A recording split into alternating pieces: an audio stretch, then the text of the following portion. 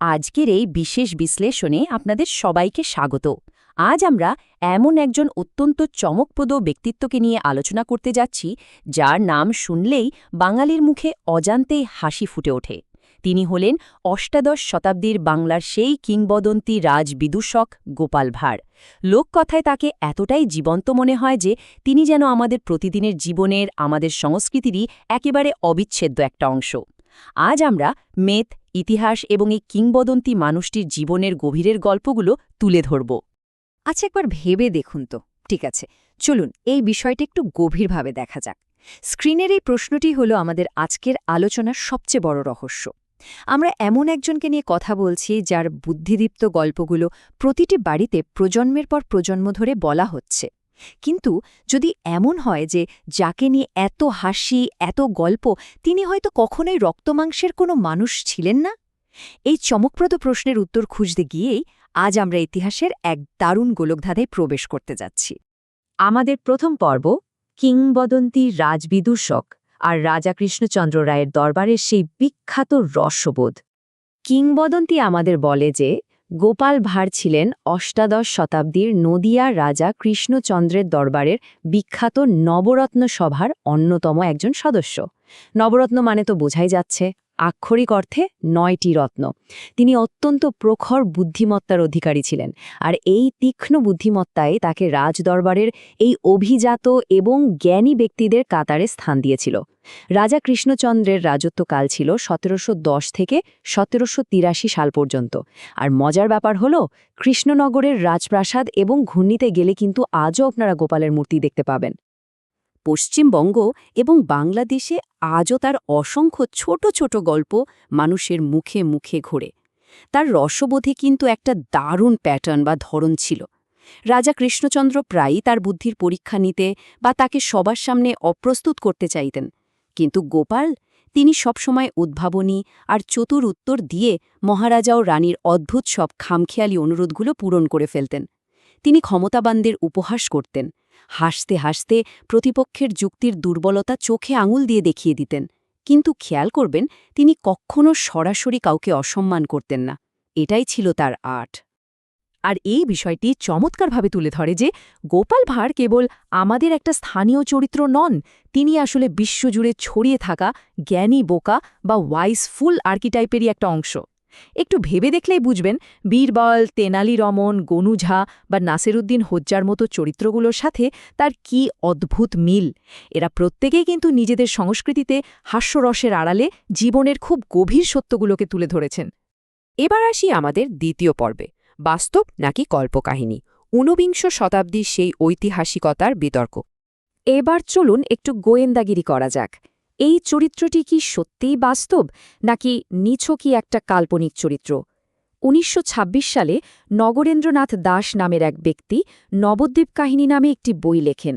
তিনি নিজেকে সরাসরি গোপাল ভাঁড়ের বংশধর হিসাবে দাবি করেন এবং বইটিতে গোপালের বিস্তারিত একটা জীবনী তুলে ধরেন। কিন্তু এখানে সবচেয়ে অবাক করা তথ্যটা কি জানেন? ঊনবিংশ শতাব্দীর আগে বাংলা সাহিত্যের কোথাও গোপাল ভাঁড়ের নামের কোনো উল্লেখই পাওয়া যায় না। এমনকি রাজা কৃষ্ণচন্দ্রের দরবারের আসল সভাকবি ভারতচন্দ্র রায়গুণাকর এবং রামপ্রসাদ সেনের লেখাতেও এই মানুষটির সম্পর্কে সম্পূর্ণ নীরবতা লক্ষ্য করা যায়। আর ইতিহাসের পাতায় এই অদ্ভুত নীরবতাই গবেষকদের মনে গভীর সন্দেহের জন্ম দিয়েছে। তবে নগেন্দ্রনাথ দাশের বইটিতে কিন্তু অত্যন্ত সুনির্দিষ্ট একটি টাইমলাইন দেয়া হয়েছে। দাবি করা হয় তার আসল নাম ছিল গোপালচন্দ্র নাপিত। তার পিতা দুলালচন্দ্র নাপিত ছিলেন নবাব আলীবর্দী খানের দরবারের একজন বৈধ বা চিকিৎসক। এমনকি তার বড় ভাই কল্যাণ দুলাল নাকি খোদ নবাব সিরাজউদ্দৌলাকে ভীষণ জ্বরের হাত থেকে বাঁচিয়েছিলেন। এরপর তার বুদ্ধিমত্তার কথা চারদিকে ছড়িয়ে পড়লে রাজা কৃষ্ণচন্দ্র তাকে রাজবিদূষক হিসেবে নিয়োগ দেন এবং ১৭৬৭ সালে তার মৃত্যু হয় বলে দাবি করা হয়। একেবারে নিখুঁত বায়োগ্রাফি, তাই না? তার নামের এই ভাঁড় অংশটা নিয়েও কিন্তু দারুণ একটা ভাষাগত চমক আছে।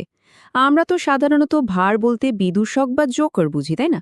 কিন্তু দাবি করা হয় যে তিনি রাজদরবারের একজন ভাণ্ডার বা তত্ত্বাবধায়ক ছিলেন, যেখান থেকে মূলত এই ভাঁড় শব্দটি এসেছে। আবার অনেক গবেষক মনে করেন এই শব্দটি সম্ভবত তার জাতকেও নির্দেশ করে থাকতে পারে। এখন এই স্লাইডের সবচেয়ে চিত্তাকর্ষক বিষয়টা হল গবেষক ও সাংবাদিক সুজিত রায়ের পাল্টা দাবি। প্রমাণের অভাব থাকা সত্ত্বেও তিনি কিন্তু গোপাল ভাঁড়ের ঐতিহাসিক সত্যতাকে জোর দিয়ে সমর্থন করেন। তার যুক্তিটা হল অনেক আসল দলিলপত্র হয়তো কালের গর্ভে হারিয়ে গেছে, ধ্বংস হয়ে গেছে বা লুট হয়েছে, আর সেই হারিয়ে যাওয়া ইতিহাসকেই প্রজন্ম থেকে প্রজন্মে বহন করে নিয়ে চলেছে এই মৌখিক লোককথাগুলো। এমনকি নগেন্দ্রনাথ দাস তো দাবি করেছিলেন যে রাজপ্রাসাদে গোপালের নাকি একটি আসল তৈলচিত্রও রাখা আছে। অন্যদিকে ইতিহাস আমাদের আরেকটা দারুণ বিকল্প সম্ভাবনার কথা বলে। বাংলাপিডিয়াতে উল্লেখ করা হয়েছে যে রাজা কৃষ্ণচন্দ্রের শঙ্কর তরঙ্গ নামে একজন অত্যন্ত বিশ্বস্ত প্রহরী বা বডিগার্ড ছিলেন। রাজা তাকে তার সাহস ও প্রজ্ঞার জন্য ভীষণ সম্মান করতেন। এমনও তো হতে পারে যে লোকমুখে গল্পগুলো যুগ যুগ ধরে ছড়াতে ছড়াতে এই বাস্তব আর সাহসী মানুষটার উপরেই গোপাল ভাঁড়ের মজার কিংবদন্তিটা চাপিয়ে দেওয়া হয়েছে। চলুন সামনের দিকে এগিয়ে যাই আর দেখি কিভাবে এই কিংবদন্তি যুগের সাথে আরও বিকশিত হয়ে উঠেছে। আমাদের তৃতীয় পর্ব আধুনিক সংস্কৃতির আইকন, অ্যানিমেটেড স্ক্রিন থেকে রাজনৈতিক সমাবেশ পর্যন্ত। ইতিহাসের পাতা থেকে বেরিয়ে এসে এই চরিত্রটি আজ পপ কালচারের কত বিশাল একটা অংশ, সেটা ভাবলেও অবাক হতে হয়। ঐতিহাসিক সত্যতা যাই হোক না কেন, আধুনিক যুগে এই মিথটি যেন নিজের একটা আলাদা জীবন পেয়ে গেছে। ইউটিউবের সোনি আর্ট চ্যানেলে তার অ্যানিমেটেড সিরিজের 1000-এরও বেশি পর্ব তৈরি হয়েছে। ভাবতে পারেন, এর অনেক আগে 1980 সালে অমল সুরের পরিচালনায় একটি কমেডি চলচ্চিত্রে কিংবদন্তি অভিনেতা সন্তোষ দত্ত গোপাল ভাঁড়ের ভূমিকায় অভিনয় করেছিলেন। আবার 2017-18 সালের দিকে একটি জনপ্রিয় টিভি সিরিজও তুমুল হিট হয়েছিল, যেখানে শিশুশিল্পী রক্তিম সামন্তের অভিনয় সবার মন কেড়ে নিয়েছিল।